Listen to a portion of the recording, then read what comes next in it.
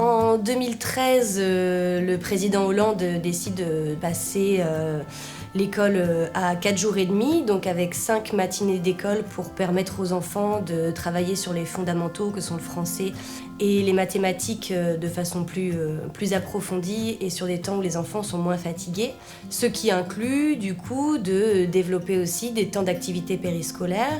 À Saint-Vivien, ce projet se met en place en 2014 après avoir demandé une dérogation puisqu'on ne souhaite pas faire 4 fois 45 minutes mais 2 fois 1h30. Ce qui permet d'avoir le temps d'approfondir des projets d'activité avec les enfants et pas d'être dans des choses trop rapides. Le parcours mis en place avec des élèves de CM1 sur l'empathie part d'une volonté collective au sein de l'école de travailler sur la lutte contre le harcèlement. Et l'empathie est, selon beaucoup de spécialistes, une des clés. Donc on s'est dit que c'était l'occasion de tester un parcours TAP sur ce sujet et que pour l'année prochaine, ce soit un de nos parcours communs et que du coup on puisse le dupliquer sur toutes les tranches d'âge.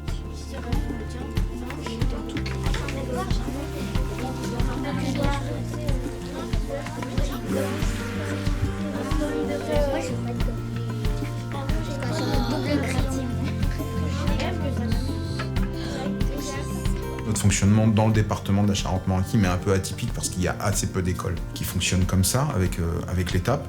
Toutes les autres sont sous dérogation. Nous, on est dans le respect de la loi. Et la loi, c'est que normalement, il y a des temps périscolaires au niveau du temps passé à l'école. Et je pense que ça a un rôle hyper important dans l'éducation de l'enfant et dans son évolution. En fait. Au départ, nous, on était plutôt contre. Avant cette organisation-là, il y avait le temps de l'école et le temps de l'animation. Mais on ne travaillait pas du tout ensemble. Je suis sûre que c'était la peur de l'autre, la peur de ce que l'autre fait, comment on allait mélanger tout ça. Et je crois que nous, notre réussite, c'est qu'on l'a très bien mélangé. Ça a permis aussi, vous voyez, un travail plus en équipe entre l'équipe d'animation et l'équipe des enseignants. Avant cette réforme-là, moi, je ne le connaissais pas, ce côté-là. Et on s'entraide beaucoup.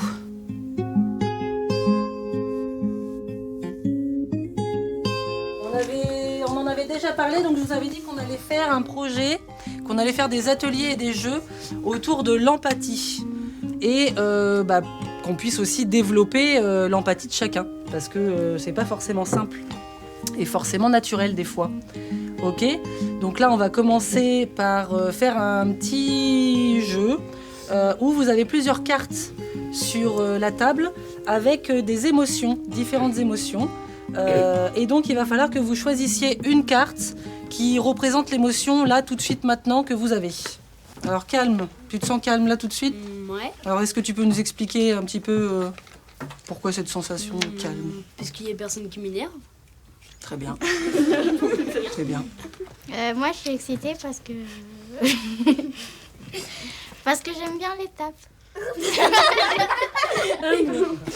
Moi, j'ai choisi la carte farceur parce que c'est drôle de farcer les gens et j'aime bien. T'es dans un petit mode Même comme si ça, ça les embête, même si ça les embête un peu, c'est drôle. Ok, donc les petites cartes, on va les reposer sur la table. On s'en servira aussi à la fin de la séance pour faire le point sur comment vous vous sentez en fin de séance. Parce que peut-être que votre sensation et votre émotion aura changé. Ok ? La société a intérêt à avoir une éducation de qualité et de ne pas envisager l'enfant seulement à l'école, seulement dans les activités périscolaires, extrascolaires, mais d'avoir ces instances d'éducation qui échangent pour avoir un fil conducteur de l'éducation tout au long de la même journée, de la même semaine, et puis après tout au long de ces différents âges, de l'enfance à l'adolescence et au jeune adulte. C'est de l'intérêt général. Mon engagement personnel, alors en tant que papa, c'est de l'avoir vécu dans les yeux de ma fille et dans son évolution. Moi, aujourd'hui, elle est en 5e, mais elle est plutôt portée vers un côté artistique. Et je pense que l'étape l'ont aidé à développer ça. Je crois que ça l'a ouvert à plein de sujets. Elle s'intéresse à plein de choses qui ne sont pas forcément dispensées à l'école, en fait. Mon impression, c'est qu'on gagne du temps quant à la formation personnelle des enfants, en fait. L'étape arrive à développer des points que peut-être les institutrices n'ont pas le temps de développer. Je pense que ça permet aux enfants qui n'ont peut-être pas d'activité périscolaire d'en vivre 2 fois par semaine au minimum. C'est vraiment quelque chose, un plus dans sa scolarité, une offre d'égalité effectivement, puisque les enfants ont tous accès aux mêmes choses.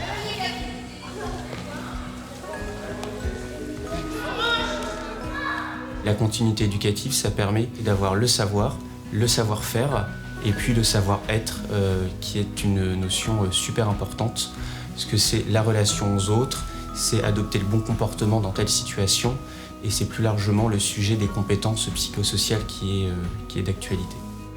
Les enfants sont beaucoup plus attentifs et disponibles le matin pour des activités de classe qui demandent de l'exigence, de la persévérance, de la concentration, etc. Ce que j'ai aimé dans l'étape, c'est que les animateurs ils sont cool, ils me mettaient en confiance, du coup j'étais un peu plus sociable et que ça pouvait créer de nouveaux liens et on apprend de nouvelles choses.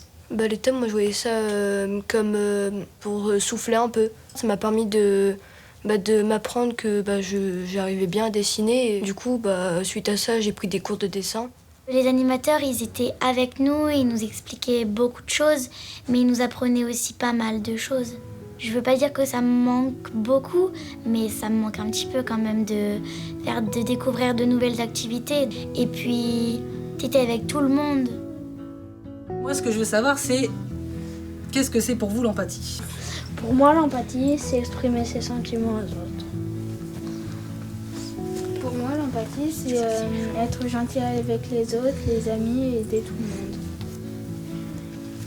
Pour moi, l'empathie, c'est aider les gens quand ils sont tristes et dire qu'on s'est déjà passé ça avec nous, qu'on le dit.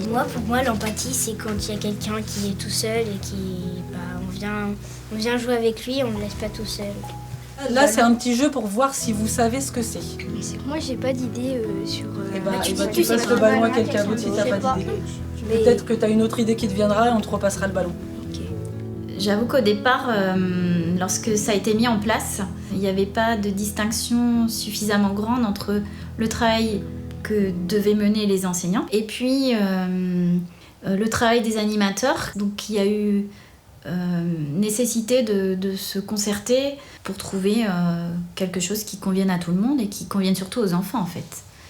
Je pense qu'aujourd'hui on est arrivé vraiment à quelque chose de beaucoup plus harmonieux et les enfants font beaucoup mieux la distinction entre le temps de travail en classe et le temps d'activité avec les animateurs. C'est vraiment 2 choses différentes. Il y a eu souvent des problématiques de gestion des locaux. Donc c'est là-dessus que pour moi c'est négatif. Ce qui serait à améliorer, c'est de lisser tout ça et que tous les enfants de l'école aient l'étape au même instant, vous voyez ? Mais bon, c'est pas possible. Sans l'étape, on n'aurait pas travaillé ensemble et je sais pas si aujourd'hui on serait pas encore un petit peu chacun chez soi. Et que du coup maintenant, quand on a un souci avec un enfant ou un souci avec une famille ou quelque chose à régler, on le fait toujours de façon conjointe. Oui, je pense que l'éducation populaire et l'éducation nationale se sont retrouvées autour de cette école à 4 jours et demi et ont réussi à construire ensemble une école meilleure. Comme il y a une très bonne entente, une bonne concertation à la fois entre l'école et les animateurs, les enfants le ressentent et je pense que ça les rend contents de venir à l'école parce qu'ils ressentent, je pense, toute cette bienveillance, toute cette entente des adultes et tout le monde œuvre dans ce sens-là et je pense que ça se ressent vraiment sur l'ensemble de l'école, quoi. Pour moi, je pense que la réforme, elle n'est pas allée jusqu'au bout. Vous voyez, je donne un exemple. Au retour du confinement, il a fallu réouvrir l'école avec peu d'élèves dans les classes. Et notre objectif, c'était d'accueillir tout le monde. Et on ne pouvait pas, puisqu'il fallait faire des petits groupes. Et on a mis en place la semaine, donc lundi, mardi, mercredi, jeudi, vendredi. On avait lissé et les enfants étaient avec nous jusqu'à 14h. Et après, il y avait les animateurs qui prenaient le relais. Eh bien, il aurait fallu que cette réforme elle aille jusque-là. Et ça aurait été la vraie... Enfin, pour moi, ça aurait été la vraie réforme du rythme de l'enfant à l'école. Là, maintenant, il faut se concentrer. Il faut que Capucine fasse deviner à son équipe, avec tous les mots qu'elle veut, Le mot qui a marqué sur son petit papier. Impressionnement. Courage. Surpris. Oui, tu l'as. Premier point. Bravo, premier point pour Kétu. Ah, vas-y, je peux y aller. Voilà. Joie. Joyeux. Content. Heureux. Bonheur. Gentil. À quoi il te fait penser? Il n'y a pas un truc qui te... Tu peux dire autant de mots que tu veux. Heureuse. Courage. C'est bon, on a fini. Toi? Amitié. Amour. Amitié. Quand t'as confiance en quelqu'un, c'est quoi? Isolé. J'ai confiance. La politique autour de cette école à 4 jours et demi, qui est toujours la règle en France, eh bien, on la sent fluctuante, on la sent changeante. L'année dernière, il a été évoqué en mi-septembre d'arrêter les financements du coup liés au TAP, ce qui a quand même créé un certain malaise dans les communes qui conservent ce rythme réglementaire. Pour des petites mairies comme nous, forcément, si cette aide financière s'arrête, je suis incapable de me prononcer sur l'avenir et concernant l'étape en fait. Et c'est pas lié à la volonté que de le maintenir, c'est lié qu'à l'argent en fait. Maintenant, ça nous ennuierait, pour pas dire autre chose, que d'arrêter l'étape à cause d'un problème d'argent. Il y a eu des annonces qui ont été faites pour dire qu'il fallait mettre le paquet sur l'école. J'ai peur qu'on oublie en fait tout ça pour des questions économiques. Mais que moi, mon objectif, c'est le bien-être des enfants et qu'ils progressent et qu'ils deviennent petits citoyens avec tout ce qu'il faut pour grandir dans cette société qui n'est pas évidente. Il faut que les communes qui aient mis en place et qui aient réussi à ce que ça fonctionne le montrent, il faut expliquer aux autres pour que ça puisse être mis en place dans les autres communes. Si nous, on y arrive, je ne vois pas pourquoi les autres n'y arriveraient pas. Donc, je croise les doigts pour que ça continue.